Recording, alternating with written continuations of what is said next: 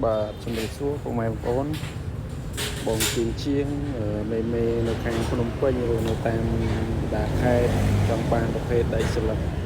ការបាទនៃប្រភេទចាក់មកទីនេះគឺកម្រាស់2លី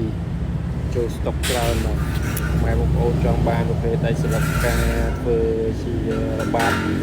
តថ្មបាតឡានឬដាក់កម្មចដាអាចប្រើប្រភេទដីស្លឹកការនេះបានបាទតម្លៃបោះដុំឲ្យបាទមួយមេឈៀងត្រូវការអាចតទៅមកបានចូលស្តុកច្រើនបាទតម្លៃសមរម្យហើយប្រភេទដីស្លឹកការនេះមានពីរប្រភេទនេះគឺប្រភេទការចាក់ពីនាយគឺពកមួយជាហៀងហើយបាតទៀតស្មើមួយជាហៀងហើយមកប្រភេទទៀតប្រភេទអុកតម្លៃប្រភេទអុកធូរថ្លៃជាងគឺនេះពកមួយហៀងហើយបាតទៀតផតនេះតម្លៃខ្សែជាងហើយធូរជាងប្រភេទការនេះបាទការផុសហើយស្មើមួយហៀង